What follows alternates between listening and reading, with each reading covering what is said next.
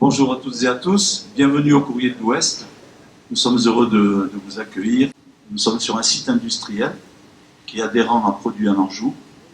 Nous imprimons tous les soirs entre 150 et 200 000 exemplaires de 3 quotidiens, le Courrier de l'Ouest, le Maine Libre et Ouest France. Donc, rédacteur en chef Renaud Geoffroy a produit l'édito qui entame le supplément que vous aurez tout à l'heure dans les mains. Il est question d'un engagement.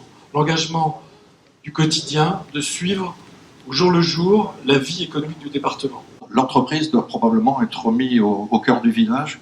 Elle a un rôle à jouer dans le développement économique avec les différents partenaires. À la fois, il faut qu'elle trouve un terreau favorable et à la fois, il faut qu'elle-même soit l'ambassadrice de son territoire. Je crois qu'on a des beaux exemples qui vont être récompensés d'entreprises qui, grâce à la qualité du terreau et grâce aussi à leur dynamique, ont été de réels beaux ambassadeurs pour notre territoire. En ces temps d'élection où des amis de longue date ont tendance à se battre pour marquer leurs différences, nous, je pense qu'on va faire le contraire. On va assurer la continuité et ne pas annoncer de rupture.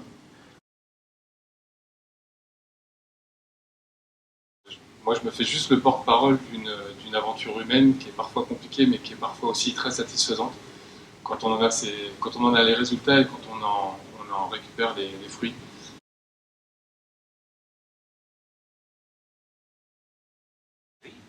Alors vous avez trouvé un partenaire magnifique qui était un milliardaire indien que nous aimions beaucoup.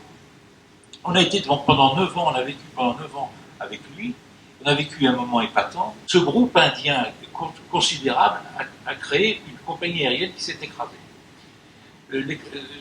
Cet écrasement de cette compagnie a coûté extrêmement cher, il a fallu vendre un peu les bijoux de la couronne dont nous faisions partie. Et nous voulions rester avec cet ami indien, mais il a insisté pour que nous soyons, que notre famille reprenne la chose plutôt que n'importe qui dans le monde. Angers est aussi connu pour ses aventures depuis plus de 40 ans autour de Bull, autour de Thomson, autour de Packard-Bell. Moi, j'ai dans ma famille des oncles, beaucoup de personnes qui ont travaillé chez Thomson pour les télévisions, ensuite chez Bull, ensuite chez Packard-Bell.